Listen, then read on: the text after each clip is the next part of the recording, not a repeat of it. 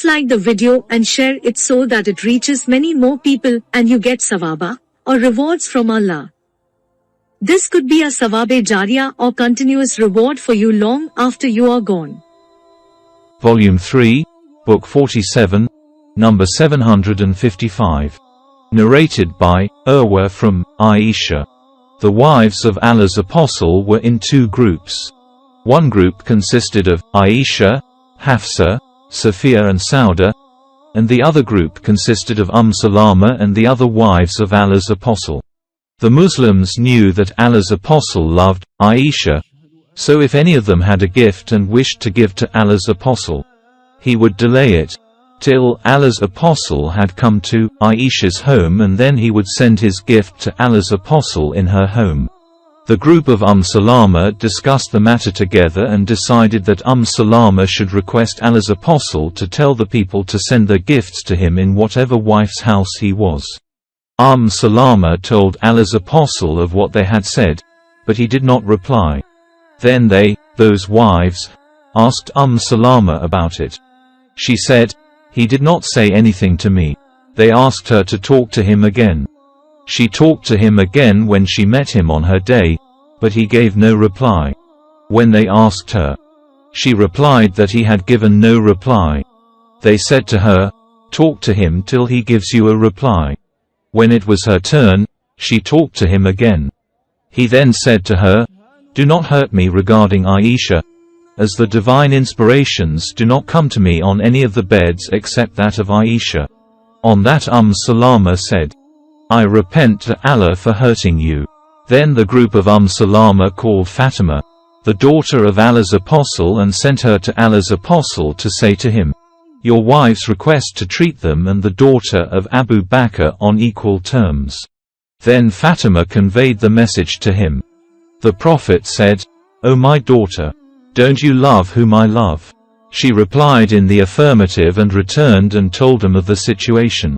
They requested her to go to him again, but she refused. They then sent Zainab bint Jahsh, who went to him and used harsh words, saying, "Your wives request you to treat them, and the daughter of Ibn Abu Kafir on equal terms." On that she raised her voice and abused Aisha to her face, so much so that Allah's Apostle looked at Aisha to see whether she would retort. Aisha started replying to Zainab till she silenced her. The Prophet then looked at Aisha and said, "She is really the daughter of Abu Bakr." Volume 3, Book 47, number 756. Narrated by Asra bin Thabit al-Ansari. When I went to Thumama bin Abdullah, he gave me some perfume and said that Anas would not reject the gifts of perfume. Anas said, "The Prophet used not to reject the gifts of perfume." Volume 3, Book 47, number 757. Narrated by Al-Miswar bin Makrama and Marwan. Allah's Apostles used to accept gifts and used to give something in return. Volume 3, Book 47, number 758. Narrated by Aisha. Allah's Apostles used to accept gifts and used to give something in return. Volume 3, Book 47, number 759.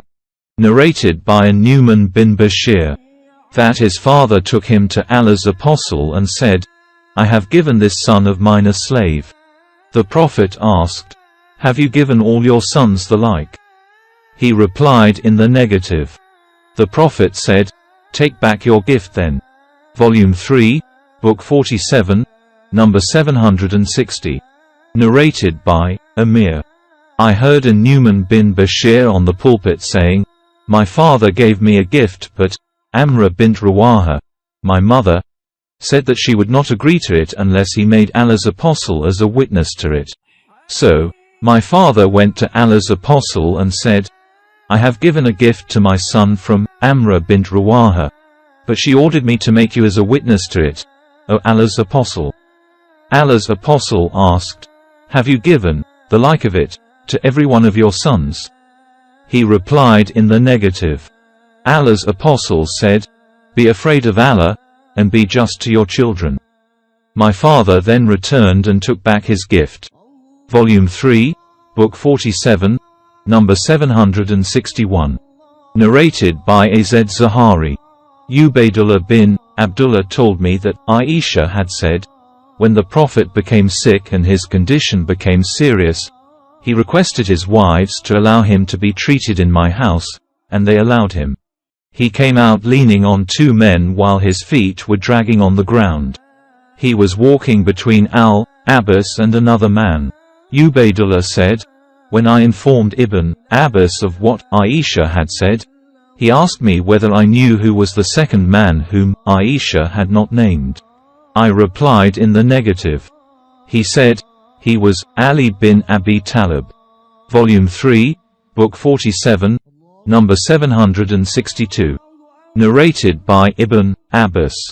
The Prophet said, one who takes back his gift, which he has already given, is like a dog that swallows its vomit. Volume 3, Book 47, number 763. Narrated by Asma. Once I said, O Allah's Apostle, I have no property except what has been given to me by Az Zubair, i.e. her husband. May I give in charity?